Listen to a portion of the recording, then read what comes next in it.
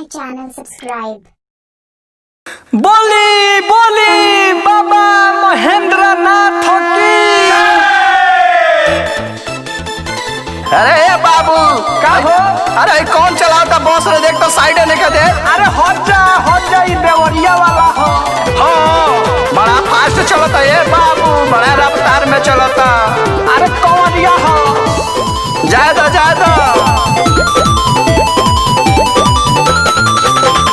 काने कंवरिया गेरुआ पगरिया, काने कंवरिया गेरुआ पगरिया, बोल बम बोले बार बार, बोल बम जय शिव बोल बम। गीला देवरिया वाला कंवरिया चल डारे आइल दरबार, ओई देवरिया वाला कंवरिया चल डारे आइल दरबार।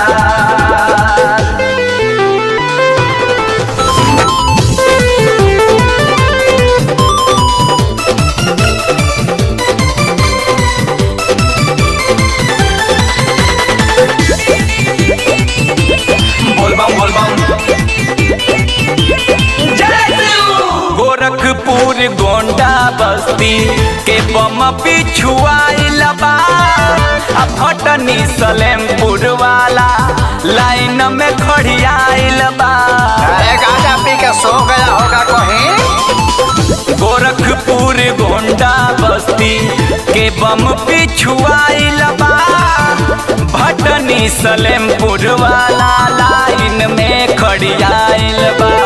काशी बनारस बम बम गुजे सावन के बरसे फुहार, काशी बनारस बम बम गुजे सावन के बरसे फुहार, बोल बम जय शिव बोल बम। गीला देवरिया वाला कंवरिया चले डारे आइल दरबार, ओई देवरिया वाला कंवरिया चल डारे आइल दरबार।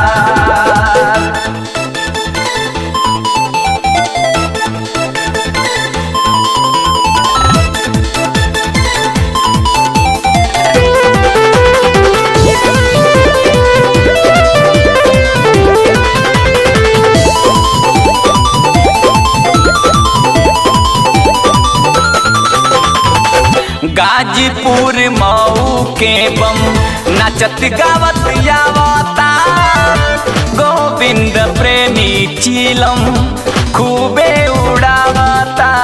अरे तो बड़का नौसेड़ी लगता है जी।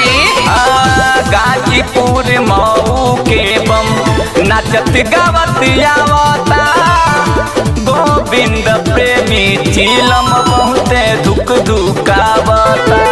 पहला तुम्हारी जटाधारी कुबुल कली जलवा हमार, पहला तुम्हारी है जटाधारी कुबुल कली जलवा हमार, बोल बम जय शिव बोल बम। गीला देवरिया वाला कंवरिया चल डारे आइल दरबार, ओई देवरिया वाला कंवरिया चल डारे आइल दरबार।